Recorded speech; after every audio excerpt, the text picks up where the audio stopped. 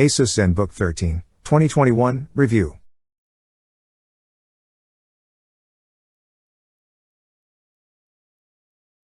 The Asus Zenbook 13 is back for 2021, loaded with the latest AMD Ryzen 5000 series processors and sporting a full HD OLED panel for gorgeous, vibrant colors and some outstanding CPU performance, but its Radeon graphics don't quite match what Intel Iris Z is capable of, and the lack of Thunderbolt 4 support and lack of a headphone jack means holds it back just enough to keep it from being truly great.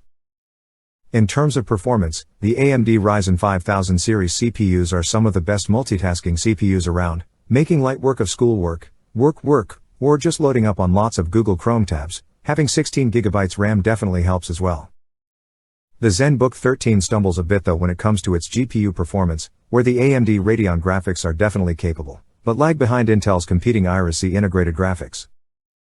Where the Asus Zenbook 13 truly overpowers its rivals though is its battery life, thanks to a relatively huge 67Wh battery that runs for hours longer than some of its major competitors like the XPS 13.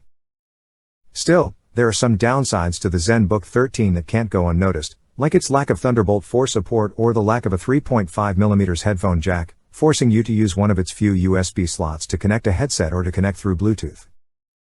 The keyboard and trackpad might be a bit too cramped for some out there, as well, though it isn't terribly so. The Asus Zenbook 13, 2021, is available now, starting at $749/£899, $999, £1,099 as reviewed, in the US and UK. Unfortunately, at this time the 13-inch model is not available in Australia, with the closest model being the Asus Zenbook 14, UM425. There are some Intel-based versions of the Zenbook 13 as well, though we haven't tested them, so we can't speak to their performance versus the AMD Ryzen 5000 series models. The design of the Asus Zenbook 13 is definitely one of its standout features.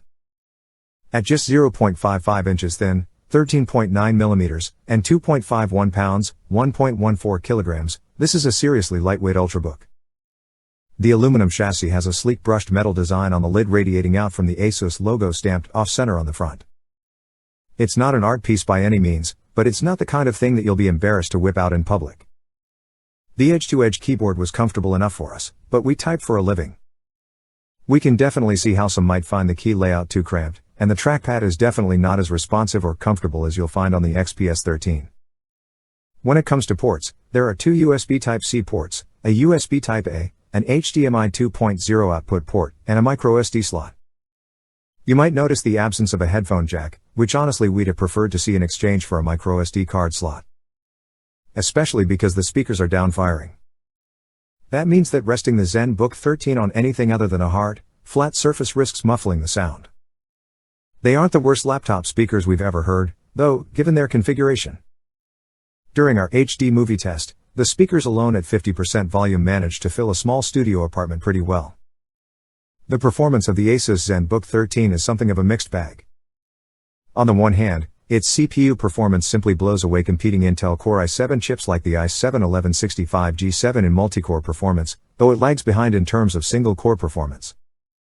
This is pretty typical for AMD chips, which tend to be better at multitasking than Intel's but lag behind with particularly intensive apps that require higher single-core power, like gaming or video encoding.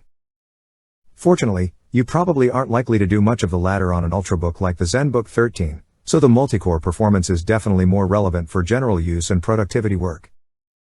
The battery life of the Asus Zenbook 13 was some of the best we've seen in an ultrabook that wasn't running an ARM chip, and even then, the Zenbook 13 outperformed the MacBook Air M1 by a couple of hours, lasting 9 hours and 9 minutes in our HD movie test to the Air's 11 hours and 15 minutes. In our PeakMark 10 battery benchmark, the Zenbook 13 averaged nearly 14 hours, 1350, to be precise, with the shortest run being 11 hours 30 minutes, and its longest run lasting 16 hours 23 minutes. In the worst case, the Zenbook 13 falls just shy of the XPS 13, lasting 11 hours 30 minutes to the XPS 13's 11 hours 47 minutes, and at its best, it lasts nearly 5 hours longer. The 720p HD webcam on the Asus Zenbook 13 is pretty standard as far as webcams go. Considering how much they've become a part of everybody's life in 2020, we would like to see a better quality camera, but the Zenbook 13 is hardly the only offender in that regard. Fortunately, there is a privacy switch that will shut the camera off. It's not a physical shutter, but it's better than not having any switch at all. The microphone quality was generally excellent, and our colleagues heard us loud and clear during meetings. We conducted several interviews for work as well that went off without a hitch.